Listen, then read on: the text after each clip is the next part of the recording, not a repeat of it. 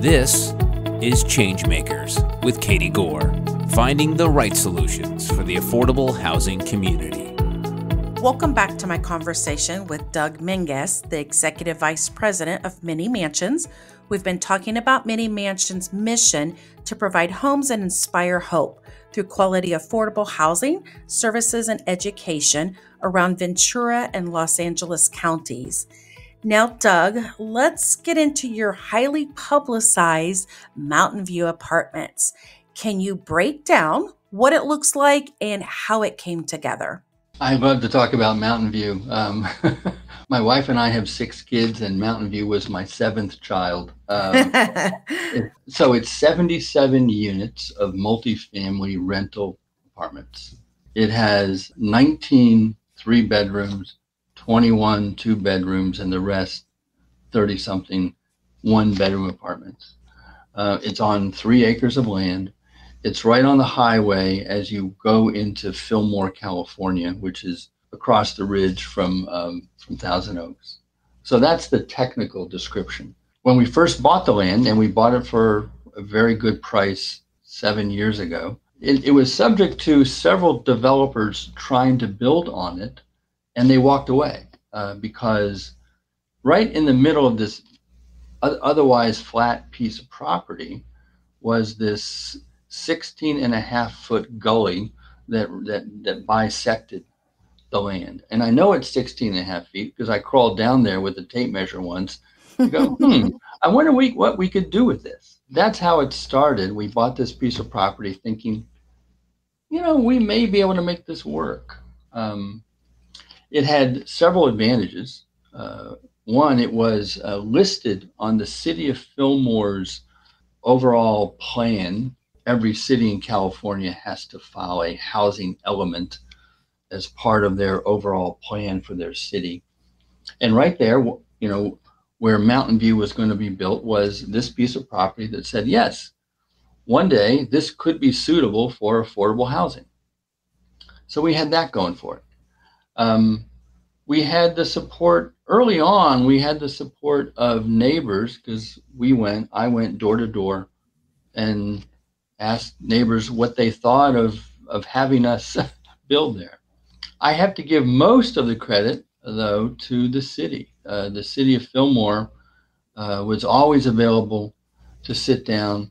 They had some initial ideas. We worked with them on their initial ideas, came up with some of our own, and together through that process, along with our fabulous architects. I don't know if I can give a shout out to RRM Architects, but they had a huge part in making this work. And we came with several designs and eventually landed on basically 7 buildings that were arranged in sort of a courtyard fashion that had underneath parking. So they're 3-story buildings, but a lot of the parking is on the first floor of these townhomes.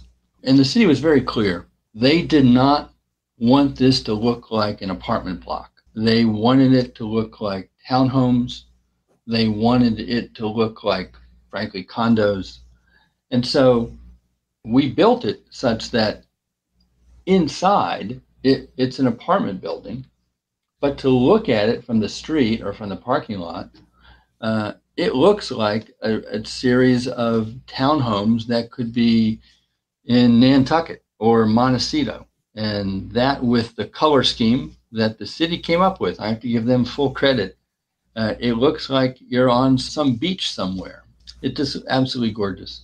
I'm curious what you heard when you went door to door. I heard a lot of positives. I heard, does this mean that our street's going to get fixed? As a matter of fact, it did. We redid the street and we addressed the parking concerns up front. And keep in mind, the land before was this sort of scrub vegetation, a former avocado orchard. It did not look very attractive. It had a couple industrial buildings on there as well. And we've transformed it to a real showplace. We also focus on the fact that we were bringing in a lot of families into the school district because there's 19 3-bedrooms and 21 2-bedrooms, we brought in a lot of kids. And, schools today struggle with keeping up their enrollment. So I think that was a positive. And then actually we listened. We sat down, we did several open houses. We showed our designs. We worked with the neighbors to say, hey, can you move this, or can you change that, or can you move this wall slightly? And we listened, and to the extent we could, and most times we could, we changed our design to keep our neighbors happy. It sounds like through this collaborative experience, you really were able to reduce the stigma associated with affordable housing. Is that too much of a stretch to say, or is that really how you feel like it was applied?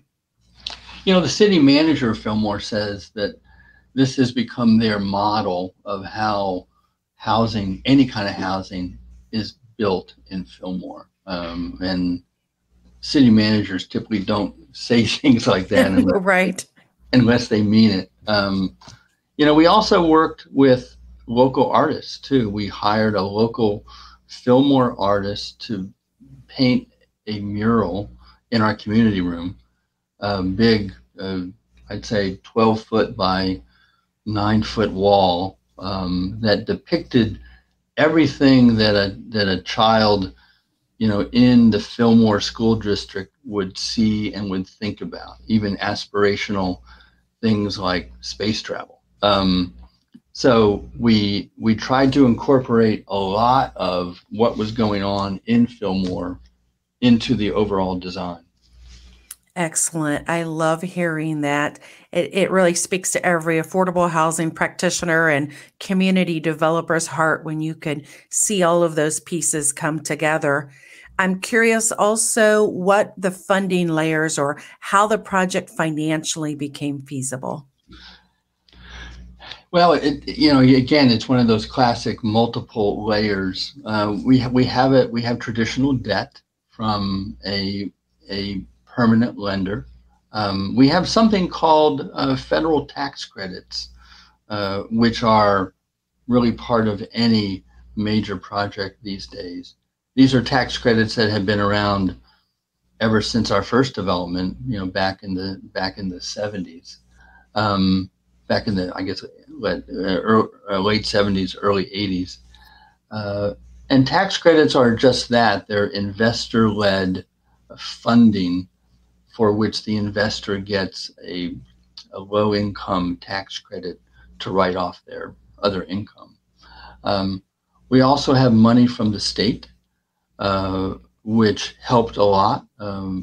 We also have money in the form of rental vouchers from the Area Housing Authority. That helped a great deal. We also got some zoning relief from the city. That helped a great deal. So quite a bit of funding that frankly took many years to cobble together, which is pretty typical in this business. As a developer, why do you think the cost of building affordable housing is so high?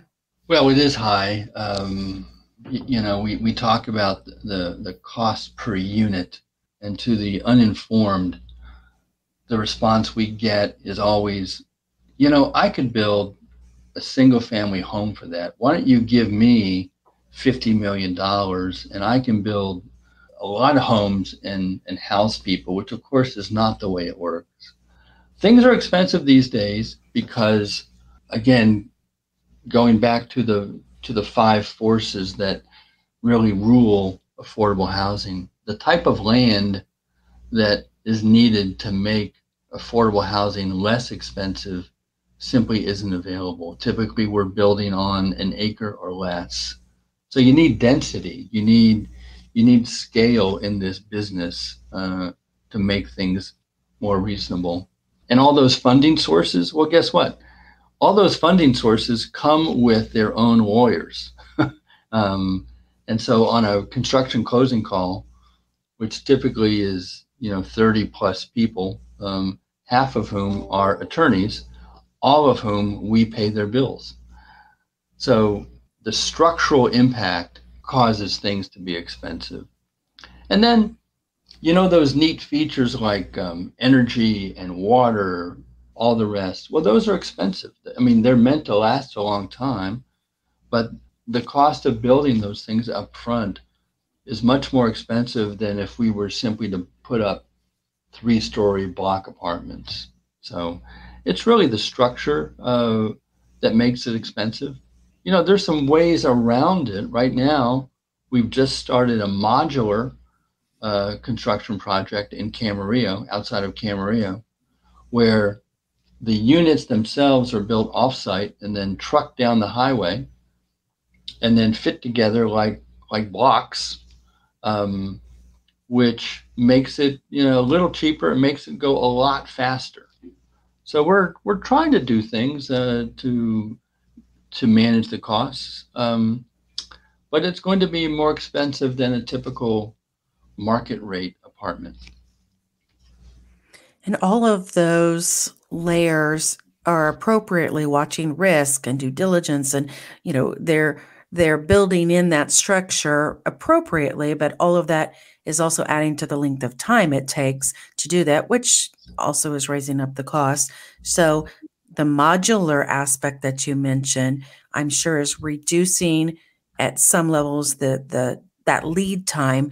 What are you seeing as maybe the turnaround, or I hate to say how fast you can move when using a modular product, but tell us what you're going through and Yeah. what you're seeing will impact the market there. Yeah, so I can just do a quick compare and contrast. You know, we're building 50 units of homeless senior housing using modular. That will take 11 months to build, less than 1 year. Mountain View, which was only slightly larger, that took roughly double. That took 20 months once we were finally through all the construction and all of the street work. The difference between 11 months and 20 months, Hmm. when you're talking on a construction loan of tens of millions of dollars, is substantial. That's millions in savings. That's what we see as the biggest promise for modular. Just on a macro level, how do you go through and build or balance the financial, the social, the environmental aspects of your project? It starts with, I hate to say teamwork. I know that's an overused, you know, sort of phrase. But what we do is when we have a design, at least initially on the real estate side, is then we share that with the folks who are going to be providing services and in our adult services unit and also our youth programs unit. And we also share it with our property management team. And we ask, you know, is this the right look for your offices? Is this the right look for resident services? Is this the right look for the parking lot? How many trash receptacles would you like? How many, you know, down to doggy poop stations would you like? Where should we put the children's playgrounds? What other amenities might you want? Do you want a dog park? Do you want a teen activity center? Do you want just a grassy area with a picnic? And so we start to craft, you know, the overall look early on. And that's come through trial and error. If we don't reach out early on to our internal partners, I think we leave our residents not getting the best experience. So the second way we balance is we look at our population and we determine the best way to service them. You know, in supportive housing, you're required to have adult services case managers. These aren't therapists, but these are folks that sit with our most needy residents every week, every month, and go through and talk about the issues that they're having. Some of it is peer counseling. Some of it is simply a resource referral. Some of it is we've recently hired a great case manager who is doing community services, community outreach for our non-supportive housing residents. So we layer that on, and then we talk about, well, what type of, based on the population we expect, what about those kids? What type of youth programs can we have? Can we afford? We started quite a few years ago a college and career track in most of our apartment communities where we're trying to talk about the benefits of a career, why someone should consider college. We have through the generosity of our board of directors, we have a scholarship program for our residents called Vicky's Fund. So we layer that on, and then it all comes together. Again, we've been doing this for decades. With every project, we learn something new, and then we add that into the calculation. One thing you mentioned that I want you to expand on here is a career in the field of affordable housing, or this scholarship program. Tell us more about that. So I myself am a what I would call a corporate retread. I had a great career in banking and insurance.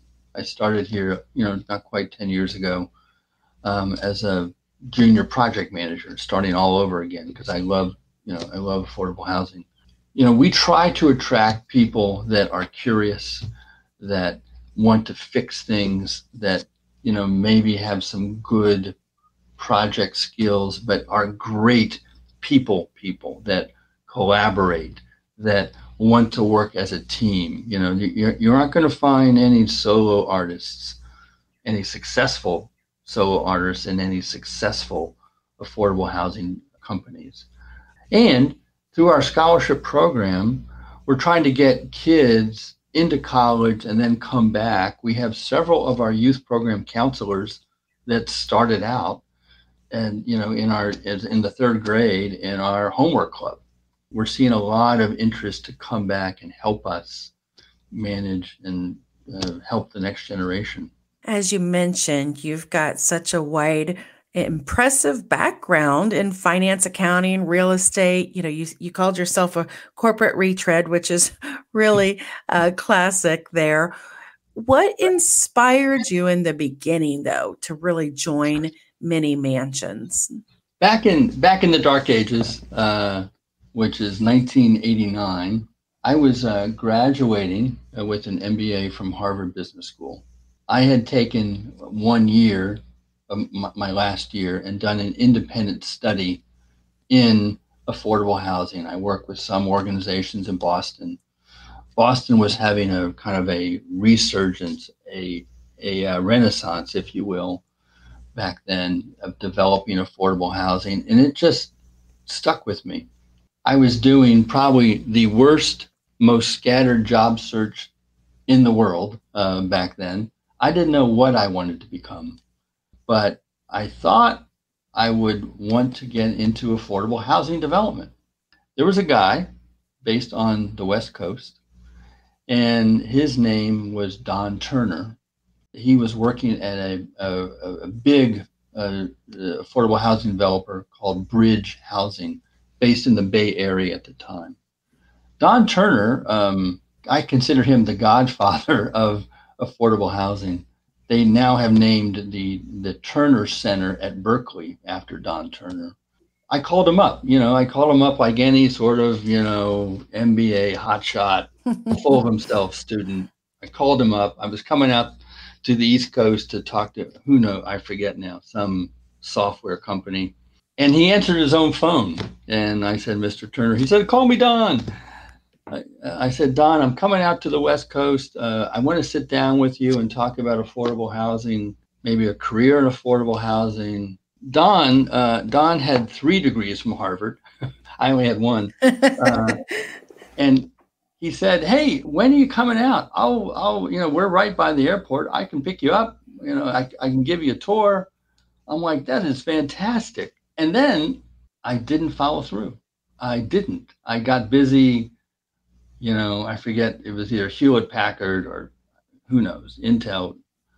One company wanted to see me for a second interview, and I was stupid enough to cancel my interview with Don Turner. And it has always stuck with me. 7 years later, Don unfortunately died in a plane crash. He was traveling with the Secretary of Commerce in Bosnia, Oh, yes. and Yeah. and the plane went down. I never got to meet him. Never got to meet him. That has always stuck with me ever since then. And I went on to a career, like I said, in banking. I worked for Citibank Mortgage. So I nibbled at the edges of housing, even affordable housing. And I vowed that one day I would get back into it. While I was in my corporate career, I actually joined the board of Many Mansions.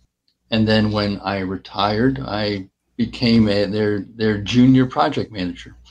And that's how I landed here. That is amazing because you really blended quite a bit of the crossroads there from your real estate and finance background to what is needed. And then obviously the attachment, the personal attachment. What are some of the goals that you have or moving forward? We've now talked about your ramp to get here. Moving forward, what are some of the goals and aspirations that you have for either yourself or Many Mansions? I want to continue helping Many Mansions become, the great nonprofit in this space. I now manage quite a bit. I manage most of the operations. I work closely with our resource development division, the fundraisers, and they do fabulous work. I also work closely with the real estate team. They do fabulous work. Like I said, we have 5 projects now in construction. We're going to double our size in the next few years. There's a lot of growth opportunity. There's a lot of potential.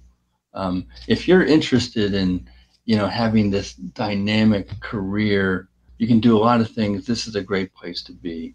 I want to see us continue experiment with technology. I think there's a place, for the advanced technology, things that you hear about here in affordable housing. It's a great future, I see. I've been speaking with Doug Menges, the Executive Vice President of Many Mansions. Thanks again, Doug. Thanks for having me. I enjoyed it. Thanks for listening to ChangeMakers with Katie Gore. To find out more about Katie, go to quadel.com. That's QUADEL.com. This has been a production of Forbes Books Radio.